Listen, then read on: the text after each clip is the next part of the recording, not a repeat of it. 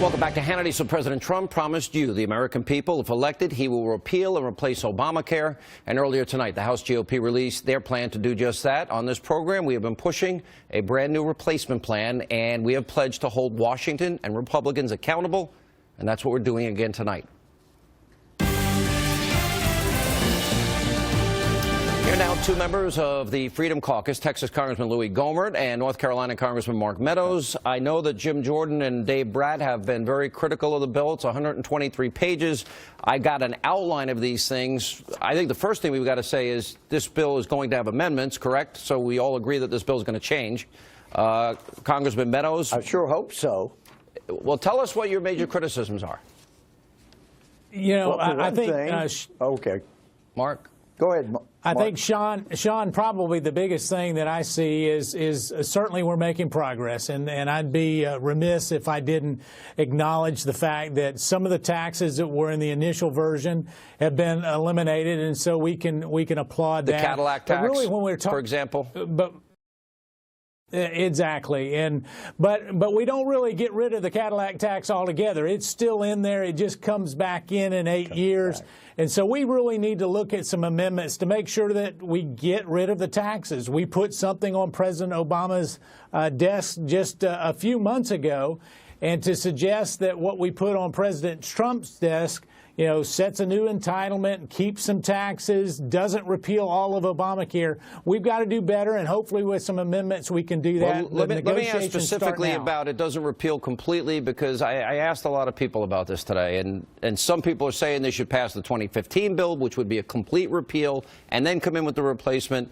And then they say because they're using reconciliation, which is the means by which it was passed, that they have to do it because you only need 51 votes in the Senate versus 60. Any merit to that argument? I mean, certainly when you look at the reconciliation process and you look at 51 votes, that is one of the hurdles that we have. In the Senate, you know, This doesn't even go as far as we went in 2015 to repeal, you know, all the Medicaid expansion. It still keeps that. And so as we're looking at that, we've got to find that sweet spot. One of the concerns I have, the biggest concern I have, will it lower health care costs and premiums to those people that I serve and that Louie serves, and really to the Americans that are watching tonight? Will it actually lower health care costs? Louie? And until we get that answer, we've got to hold out judgment. Health savings accounts are part of it. Are there also, for example, there's this guy in Wichita, Kansas that I often have on my radio show, Josh Umber with Atlas Medical. He created a cooperative in his city where you get all the medical care unlimited, $50 a month as an adult, $10 a month as a child. He negotiates directly with pharmaceutical companies. He brings the 90% of the cost that goes away. And a lot of good things have happened. For example, there are good things in this bill. For example, they're taking funds from abortion providers, Planned Parenthood, for example. You are upset with what parts? Well, like Mark mentioned, we've left the Cadillac tax in there. It just comes back. But then it creates a new entitlement program, and I've already heard from some constituents upset about you're creating another entitlement program. We're calling it tax credits that we actually send people checks. And I guess it's another way to do the subsidy. But another concern is... So what would be the antidote to that? Louie, what would you prefer?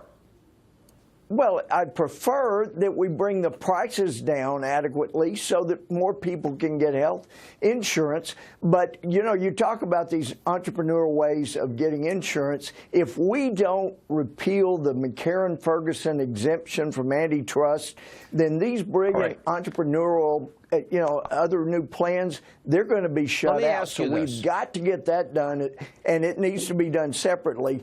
But another thing, we are going to force citizens, it looks like, to end up paying for people's health care that are illegally here. We put in here we're going to check their ID to get insurance, but not to get health care. We know the left's arguments. They're predictable. Every election season, Republicans are racist, sexist, xenophobic, homophobic, Islamophobic. All right. So they're going to say, what about the poor people that can't afford any health care? What are we going to do with that? Well, they're going to get that through the states. Mark? Yeah, Sean, we really do need to look at the safety net, and when we're there, when we're really looking at that Medicaid expansion part of it, we've got to make sure that we're there. This goes beyond that, and I think the other aspect of that, you mentioned health savings account. One of the amendments I hope that the president supports, and certainly that we'll be offering, is really to look to it. The use of health savings account like Dr. Rand Paul has talked about. I like that really, idea a lot. even though there's a provision in there, it makes it tough. So it's not in there as completely as you'd want it? Because that surprises me. Well, it's not in there in terms of any of the subsidies, Sean, that go into it actually can't go to funding the health savings account. They actually have to go to purchase insurance. If you have that flexibility where you can actually put it in a health savings account, give actually patients more control over their dollars, then ultimately it helps. Yeah. Ultimately, you know what I'd like to do? And it puts a cap on how much you can put in health savings account. We need to get rid of that, and we shouldn't be penalizing states that didn't expand Medicaid.